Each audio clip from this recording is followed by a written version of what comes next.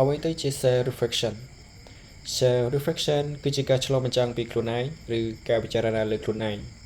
គឺជាដំណើរការនៃការផ្ដោតអារម្មណ៍ទៅលើខ្លួនឯងដើម្បីពិនិត្យវិភាគនិងវិតម្លៃទៅលើគំនិតអារម្មណ៍អាកប្បកិរិយានិងតម្លៃរបស់ខ្លួនឯង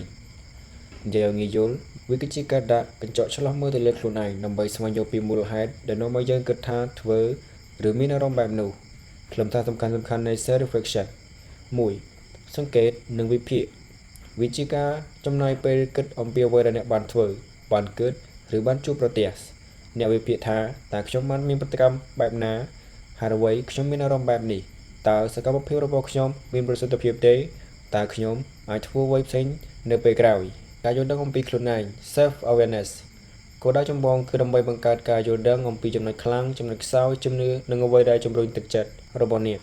ការឆ្លុះបញ្ចាំងជួយឲ្យអ្នកដឹងថាទម្លាប់ប្រចាំថ្ងៃរបស់អ្នកស្របទៅតាមតម្លៃគោលរបស់អ្នកដែរឬទេ 3. ការលាស់ផ្ទាល់ខ្លួន personal growth ការឆ្លុះបញ្ចាំងអនុញ្ញាតឲ្យអ្នករៀនពីបទពិសោធន៍និងកំហុសឆ្គងរបស់អ្នកវាជួយឲ្យអ្នកអាចកែប្រែទម្លាប់អាកប្បកិរិយានិងធ្វើការសម្រេចចិត្តបានល្អប្រសើរជាងមុនសម្រាប់អនាគតអត្ថប្រយោជន៍នៃ self reflection បង្កើតភាពវៃឆ្លាតផ្នែកអារម្មណ៍ជួយឲ្យអ្នកយល់កាន់តែច្បាស់អំពីអារម្មណ៍របស់ខ្លួនឯងនិងរបៀបដែលអ្នកគ្រប់គ្រងធ្វើការសម្រេចចិត្តបានល្អការយល់ដឹងពីអ្វីដែលបានកើតឡើងនិងផលវិបាករបស់វាធ្វើឲ្យអ្នកចេះសម្រេចចិត្តដោយចេតនានិងមានគោលបំណងជាងមុនបំបីទម្លាប់អាក្រក់វាជួយឲ្យអ្នកស្គាល់នៅគំរូនៃអាកប្បកិរិយាអវិជ្ជមានឬការខ្ជះខ្ជាយពេលហើយអាចរំខានវាបានមានភាពស្មោះត្រង់នឹងខ្លួនឯងអ្នកអាចរស់នៅស្របតាមអ្វីដែលខ្លួនឯងពិតជាដាច់ចង់បាននិងជឿជាក់វិធីអនុវត្តអ្នកអាចអនុវត្ត self reflection តាមវិធីសាស្ត្រផ្សេងៗដូចជាការសរសេរសម្បត្តិការសរសេរកំណត់ហេតុ